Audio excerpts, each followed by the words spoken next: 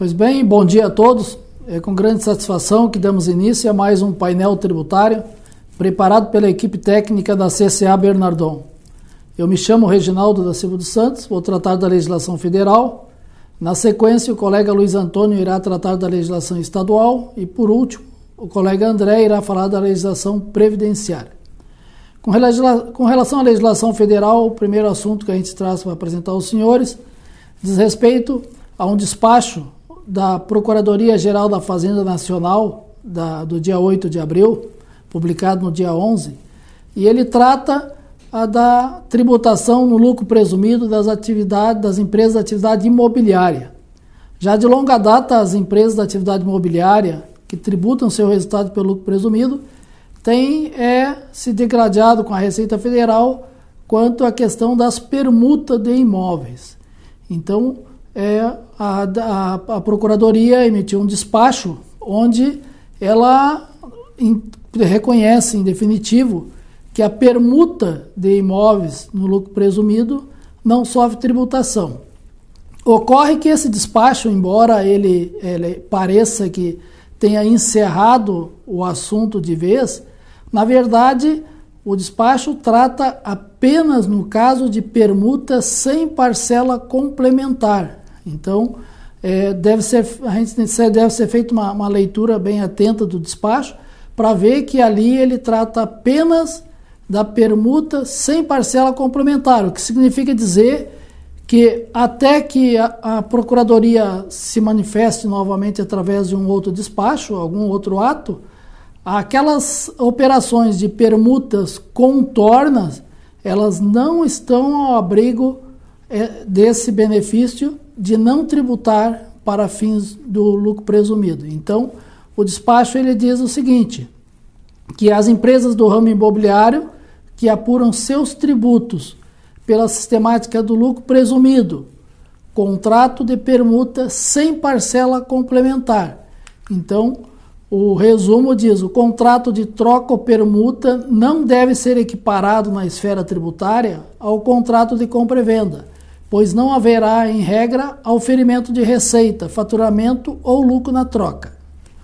O artigo 533 do Código Civil apenas ressalta que as disposições legais referentes à compra e venda se aplicam no que forem compatíveis com troca no âmbito civil, definido as suas regras gerais. E no fechamento do parecer, despacho, ele diz, como colorário, não havendo a comprovação documental em sentido contrário, nem parcela complementar, o valor do imóvel recebido nas operações de permuta ou outro imóvel não deve ser considerado como receita, faturamento, renda ou lucro para fins do imposto de renda, da contribuição social, do PIS e da COFINS, quando apurado pelas empresas optantes pelo lucro presumido. Em síntese, a Procuradoria-Geral da Fazenda Nacional, então, ela reconhece de vez que no lucro presumido, as empresas do ramo da atividade imobiliária não precisam reconhecer como receita as operações de permuta pura, ou seja, quando não há parcela complementar. O que significa dizer que se a permuta tiver torna, continua ainda até saia algum outro ato em contrário, continua valendo o entendimento da Receita Federal e da Procuradoria que as operações são tributáveis como compra e venda. Então, é lógico, essa questão, essa discussão, ela se restringe apenas no lucro presumido, uma vez que no lucro real tem uma legislação própria em que a permuta com torna ou sem torna, os efeitos somente sobre a parcela da torna e não da permuta.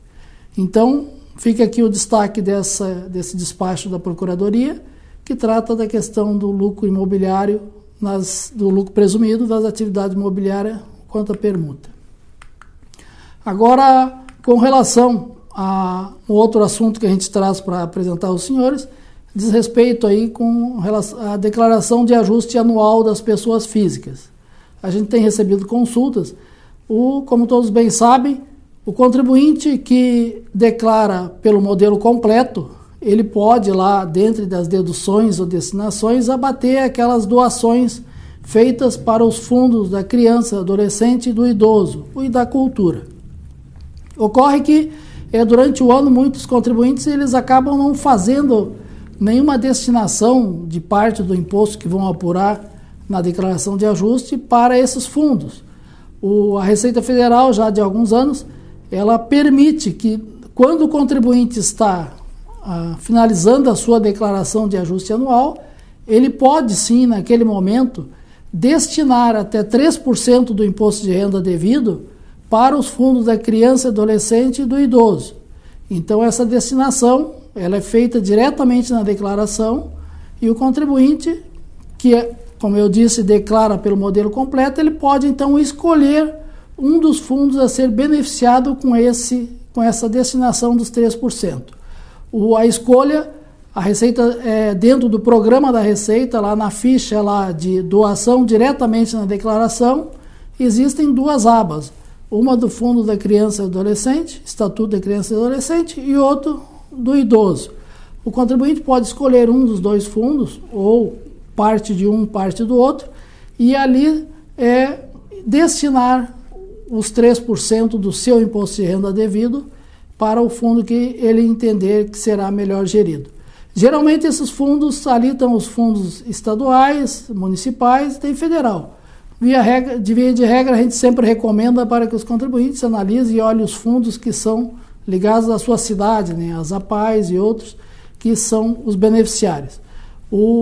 Quando o contribuinte faz essa opção e ele destina os 3% para um dos fundos, do criança, adolescente ou do idoso, para os dois, o programa da Receita Federal irá emitir um DARF cujo vencimento será no mesmo para vencimento do prazo da entrega da declaração de imposto de renda das pessoas físicas. Então, no caso, como o prazo foi prorrogado para 31 de maio, os contribuintes que estão no modelo completo e que não fizeram nenhuma destinação no ano anterior e que têm imposto de renda a pagar, eles podem fazer essa destinação, emitir o DARF, e o vencimento desses 3% é em cota única até o prazo da entrega da declaração, que é 31 de maio.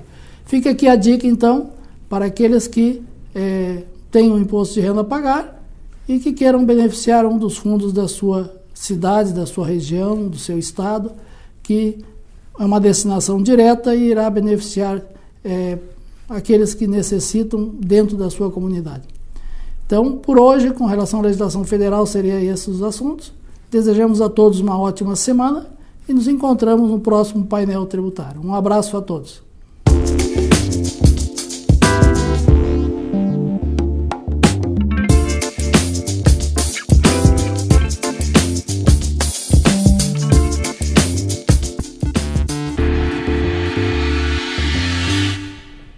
Bom dia a todos.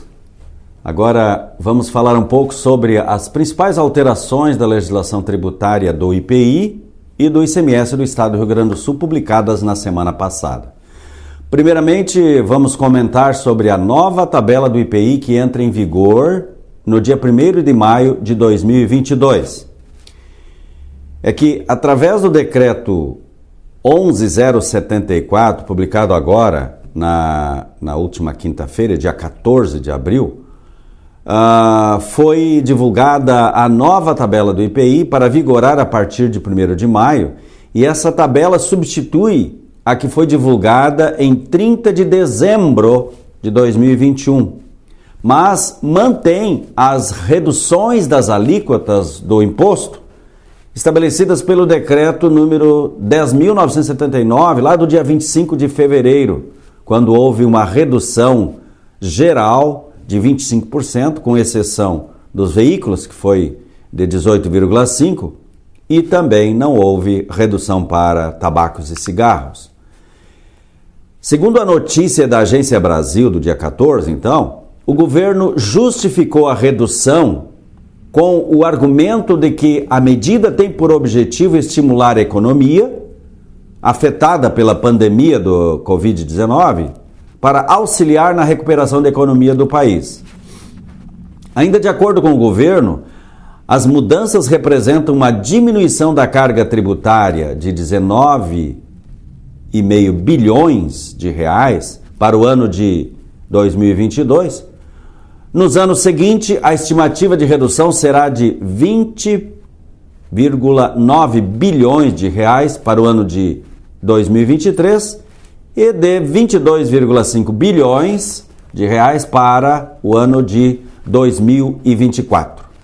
A Secretaria-Geral da Presidência da República informou ainda que, por se tratar de tributo extrafiscal de natureza regulatória, é dispensada a apresentação de medida de compensação como autorizado pela Lei de Responsabilidade Fiscal.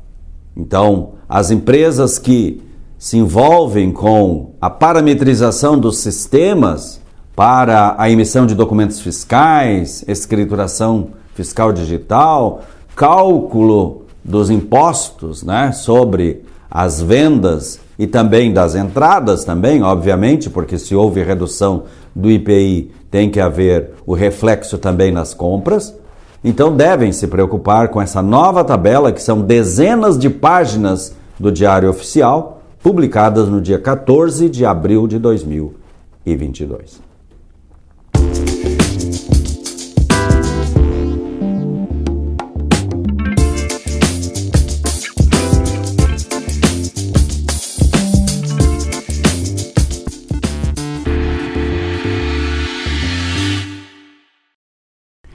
Passamos agora para a legislação do ICMS e suas alterações.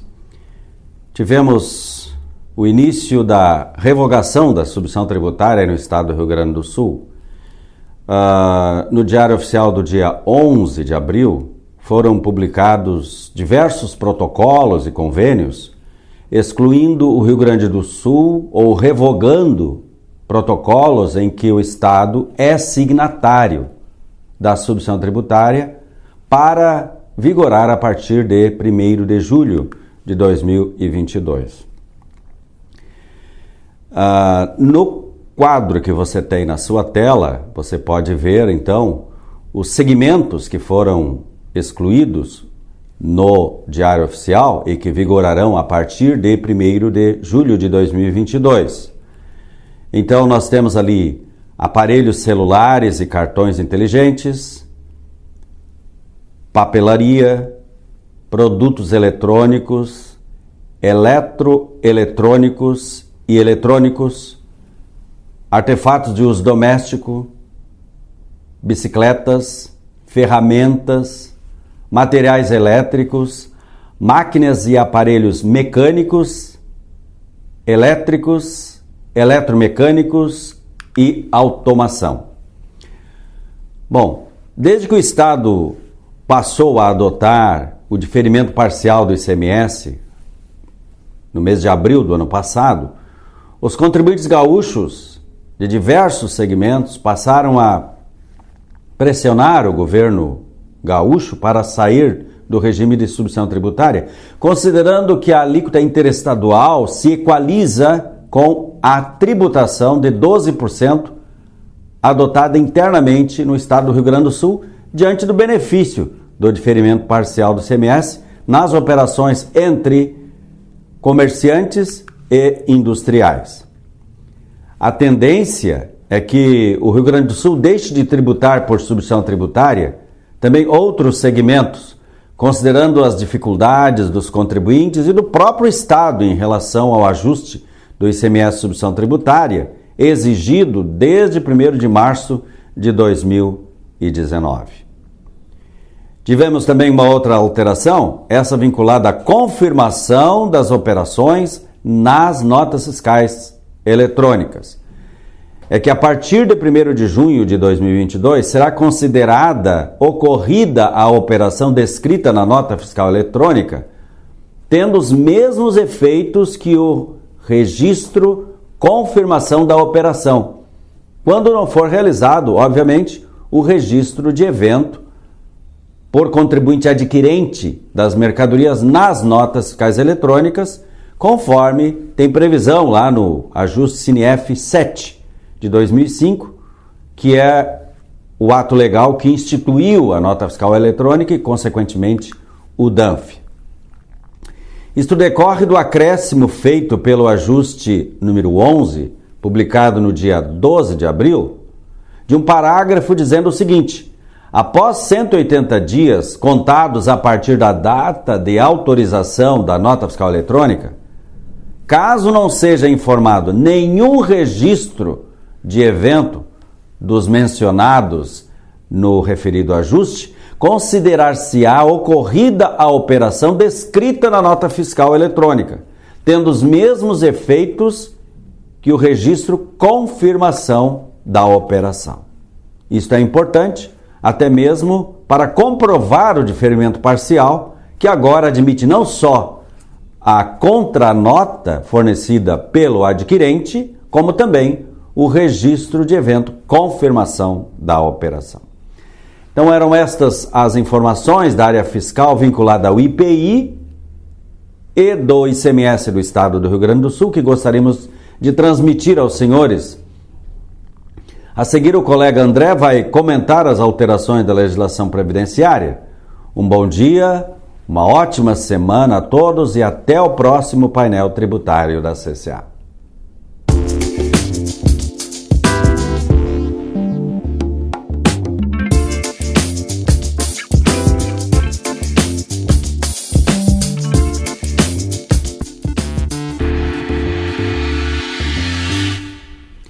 Bom dia a todos. Na semana passada foi divulgado no portal do E-Social o lançamento de um novo módulo web que permite prestar as informações de eventos de segurança e saúde no trabalho, como comunicação de acidente de trabalho, monitoramento de saúde e condições ambientais do trabalho. Essa é mais uma ferramenta disponível para as empresas e os profissionais da área que podem usar tanto os sistemas próprios de gestão quanto o ambiente web, conforme sua conveniência. Isso significa que, além de prestar as informações de segurança e saúde no trabalho por meio dos sistemas próprios de gestão, agora os empregadores ou as empresas e profissionais especializados na área poderão também usar o novo módulo do E-Social para informar os eventos de SST. Para utilizar o módulo web SST, será necessário que o empregador acesse utilizando suas credenciais ou faça uma procuração eletrônica específica para a empresa ou profissional especializado para o envio dos eventos. A procuração é outorgada acessando o ECAC da Receita Federal.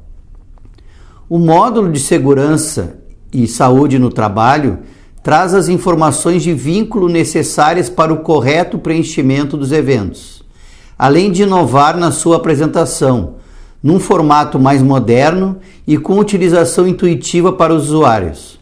Os formulários são apresentados em formato de wizard, ou seja, um passo a passo orientado, com consultas e automações que facilitam o preenchimento dos eventos.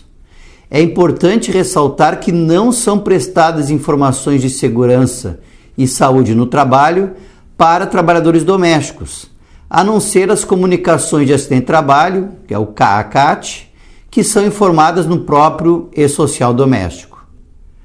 Também informamos que na semana passada foi publicada a Portaria 1005, que trouxe novas disposições acerca da complementação da contribuição pelo segurado quando o seu salário de contribuição mensal não atingir o valor do salário mínimo.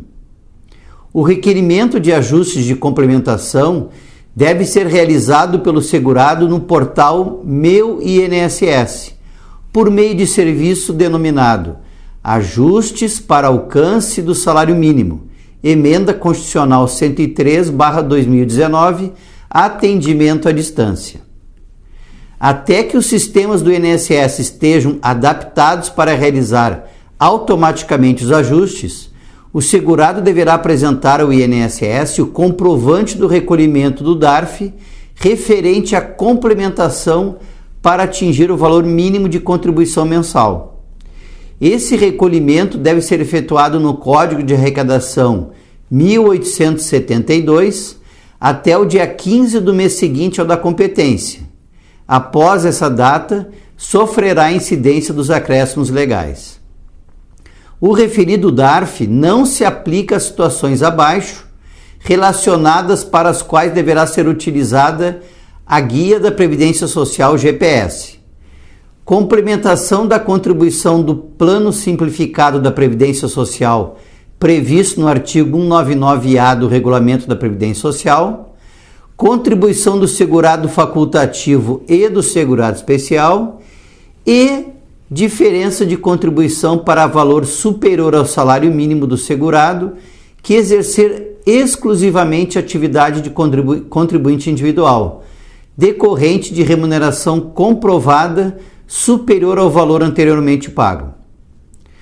Por fim, gostaria de comentar que o anexo 2 da norma regulamentadora número 28, que trata da fiscalização e penalidades, e onde consta o quadro das infrações às normas de segurança e saúde no trabalho, sofreu inúmeras alterações em relação a várias normas regulamentadoras. Portanto, aqueles responsáveis pela área de recursos humanos das empresas e demais profissionais da área que queiram inteirar-se no assunto, recomendamos que estudem a portaria número 698 do Ministério do Trabalho e da Previdência Social. Por hoje seriam essas as novidades que gostaríamos de transmitir a vocês nessa semana. Desejo a todos uma ótima semana e obrigado.